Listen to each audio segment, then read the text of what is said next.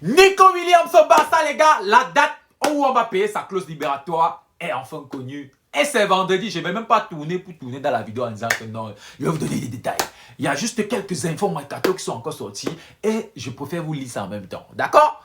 On commence d'abord par le calendrier du Barça qui est déjà sorti. Voilà, pour chaque équipe en fait est déjà sorti. Vous pouvez constater la première journée, Barcelone doit jouer Mallorca. Nous, on doit jouer notre première journée officielle au Camp Nou à la 4e journée, les gars. Donc, comme vous pouvez voir, je n'ai pas besoin de numérer chaque match. Voilà, vous pouvez voir. Voilà la deuxième partie. Pour ceux-là qui veulent voir la deuxième partie, ça gère jusqu'à demain. Voilà. Donc, on va jouer balance à la dernière journée. Les clubs un peu plus difficiles sont toujours à la dernière journée. Donc, le Real de Madrid, là, c'est à la 35e journée. Donc, on va vous taper encore. Pas pour on avance. Il y a Sport qui a déjà même lui-même annoncé, voilà, Nico Williams, parce que vous savez, c'est un journal pro-madrilène. Voilà, Sport a déjà dit, voilà, quand il parle là, il n'a pas besoin de trop tourner. Parce qu'ils n'ont pas besoin de trop pour nous faire mal. Voilà, peu pour les viandes, c'est pas comme Mundo Deportivo qui est barcelonais. Donc, il va forcément donner les choses parfois en faveur de Barça. Ceux-ci là n'ont rien à foutre de Barça.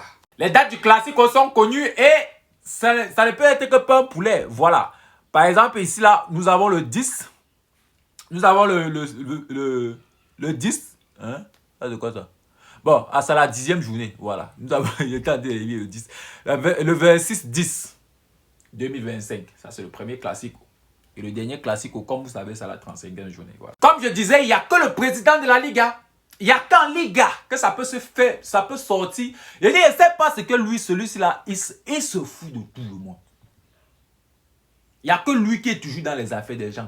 Que ce soit Paris, il met sa bouche dedans. Que ce soit la Coupe du Monde des clubs, il met sa bouche dedans. Que ce soit n'importe où. Le voilà maintenant qui parle du Barça et en même temps, il dit Barcelone ne peut pas inscrire Nico Williams à ce jour. Mais Barcelone va payer la clause de Nico Williams quand même. Donc, on n'en a rien à cirer de ta manière de parler de...